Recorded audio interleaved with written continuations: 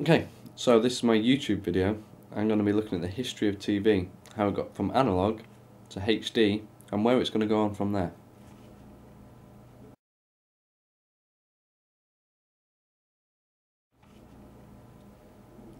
So, a good place to start as any is at the beginning, and to do that we have to look at who invented television. Now, there's been a lot of debate over who actually invented it. Some say it was a Scottish fellow called John Logie Baird, and most people will probably recognise that name. Others say it was a Russian called Vladimir Zworykin, and then others say it's an American called Philo Farnsworth. Obviously, Americans and the Russians debate that quite highly. However, the general credit goes to Zworykin and Farnsworth, and even more so, the patent actually goes to Farnsworth. So John Logie Baird kind of gets pushed out the picture, even though he was the first to publicly demonstrate how to transmit an image to a television. So for the purpose of this, I believe that Zworykin and Farnsworth are the people that actually invented television as we know it today. I'm going to rattle through a few dates now, so that could be a bit boring. So to liven things up, I'm going to use my remote to try and make it a bit more visual for you. Let's take a look.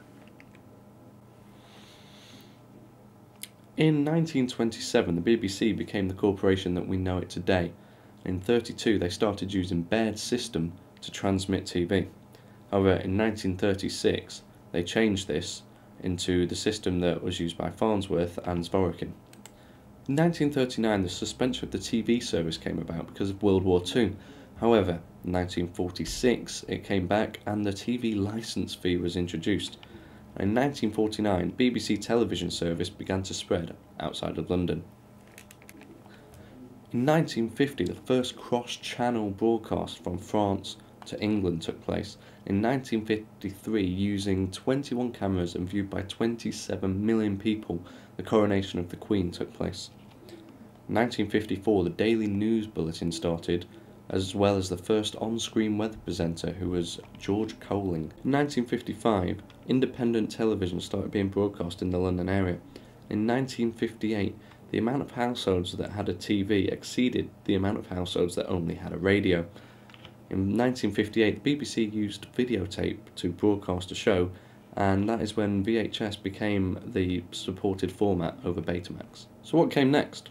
In 1962, the Pilkington Report suggested that the BBC should add another channel, BBC Two, and shortly after this, the first transatlantic satellite broadcast was achieved.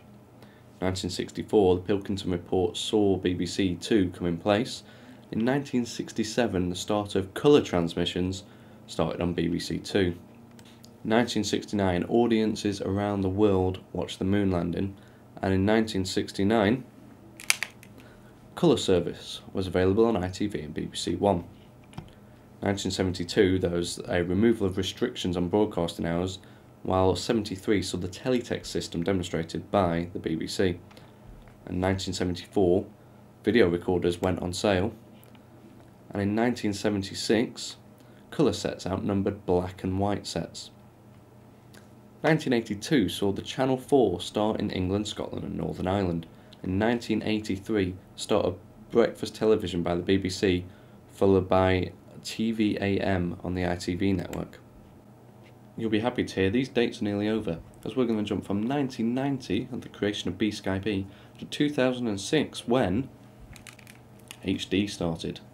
Then in 2007 the analogue switch-off began, and the BBC Two signal at Whitehaven in Cumbria was cut off, and by 2012 they're hoping to have cut off all analogue systems to turn over to purely digital. Now, let's take a look at what I think will happen with TV in the future. So, where will TV go next? There's so many things on the horizon and already happening now that it is making TV progress by so much. The internet is a massive key in my eyes. That's going to be the place where it's all going to go. We've got BBC Player, iPlayer, ITV Player, Sky Player, 4 on demand. With all those on the internet, easily accessible, you don't have to pay for any other than Sky Player. You can access whatever you want, whenever you want. You're not tied to a broadcast schedule. So something like that is unbelievable. But if you link that with a TV, which if you've got Sky, you've got Sky Plus and you can record whatever you want. You've got catch up on BBC and most Freeview boxes. So if you could link those two together so that you're watching TV and whatever you want, you can just go on the iPlayer or on ITV Player through that. And even link that with games consoles, where the PS3 have iPlayer at the moment and Xbox have Sky Player, which unfortunately you have to pay for, but it's still there. With those all linked together, that would make one incredible machine. And I think that's where Sony especially are going with the PS3, where they've got the ability to play Blu-ray, you can get on the internet to watch iPlayer, it's obviously connected to your TV. So to link all those together, but also have a computer interface, one device that does everything. Okay, some might see it as quite overruling to just have one piece of equipment, but something like that will be ideal. But actual TV and the making of programs, where's that going to go? Massive thing at the moment is 3D TV, with Avatar coming out in 3D and blowing everyone's minds. To, well, Chuck on 3D that Sky trialled. And from this, even though I heard mixed reviews, Sky obviously think it did well because they're releasing their 3D TV channel this year. As well as a few rugby games being shown in 3D following a basketball game a while back. So it's just becoming more and more real and more available to anyone. So not only you can't just have to go to the cinema, it's going to be available in your own living room from now on.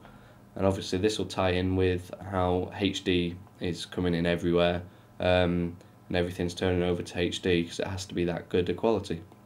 Now, holographic TV is also another thing that's becoming real. The scene from Star Wars where Darth Vader's addressing people from a little hologram is now becoming real. Fox News have had it. Oh, okay, the Imperial of news channels, but they're showing it. Family Guy have even used it to host an awards show. Various things like that. Okay, they're not being holographic in your own living room yet, but it's just becoming crazy. In 20 years' time, this YouTube video, if it's not in 3D or a hologram, will be about half an hour long, telling you how, rather than just from how it gets a bad system to HD, it's going to tell you so much about 3D and holographic TV and much more that's on the horizon. But, so, until those 20 years' time, goodbye.